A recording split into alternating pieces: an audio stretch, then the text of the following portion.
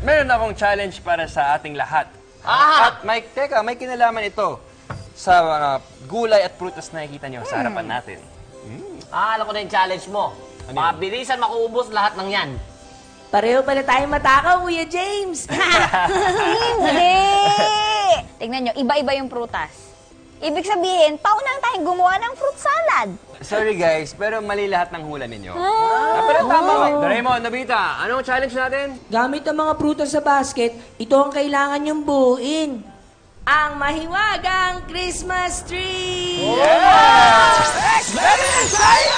Bubuo tayo ng isang mahiwagang Christmas tree. Wow! Gamit ang mga ito. Kutsilyo, chopping board shaper, ito barbecue stick, at saka yung mga prutas at gulay. Okay, so yan, may base na tayo. Pinagdikit natin ang carrots at ang apples sa pamamagitan ng barbecue stick. Ngayon, lagyan nyo naman ng sanga ang ating pinaka-base using the barbecue stick.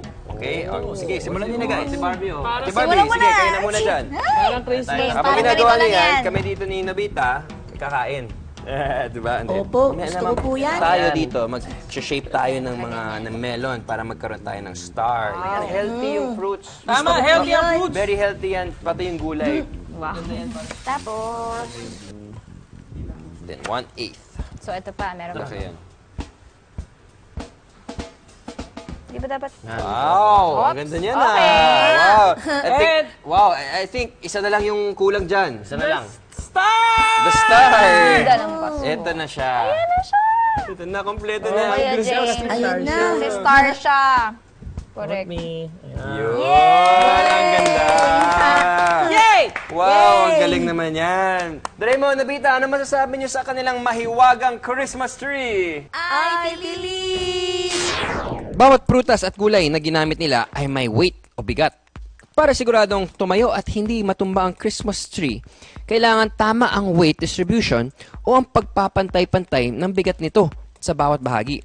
Nakakatulong din ang weight distribution sa stability o ang kakayahang tumanggap ng force o puwersa nang hindi gumagalaw o natutumba. Kaya ang base o ang pinakamababang bahagi ay mas malapad at mas mabigat kung ikukumpara sa apex o ang pinakatuktok na bahagi. I believe.